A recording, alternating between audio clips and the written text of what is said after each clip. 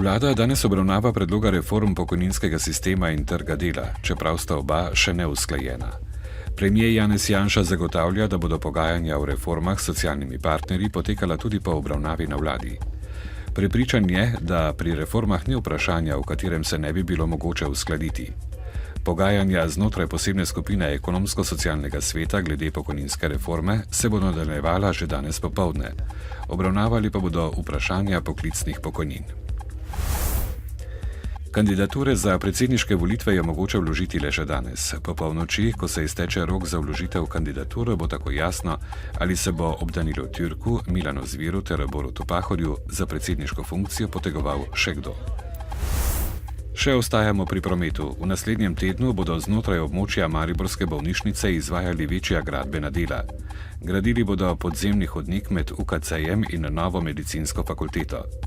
Zato bodo znotraj območja bolnišnice spremenili prometni in parkirni režim.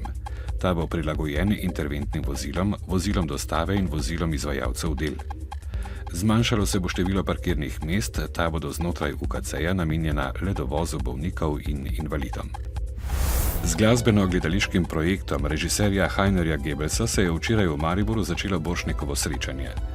Festival bo danes zvečer premiera celovečernega dokumentarnega filma Placebo. Delo režiserja Rudija Urana je nastalo po scenskem koncertu Placebo ali komu potok solz ne lije avtorice Karmine Šilec in prinaša vpogled v ozadje nastajanja tega projekta in predstav novo glasbenega gledališča Koregije. Letošnji mednarodni dan boja proti revščini poteka pod geslom s sodelovanjem ven iz revščine.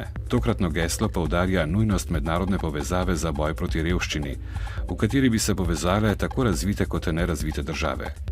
V Sloveniji je v letu 2011 pod pragom tveganja revščine živelo 13,6% ljudi. Glavna vzroka za revščino in socialno izključenost sta brezposelnost in nizki dohodki. Jutri bo pretežno jasno, več oblačnosti bo predvsem na severnem Primorskem in na Notranjskem. Pihal bo jugozahodni veter.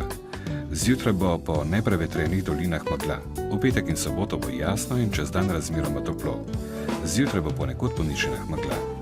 Jugozahodni veter bo oslabel. V dnevniku televizije Maribor ne zamudite. V Mariboru že 60 let deluje svetovalni center za otroke, mladostnike in starše.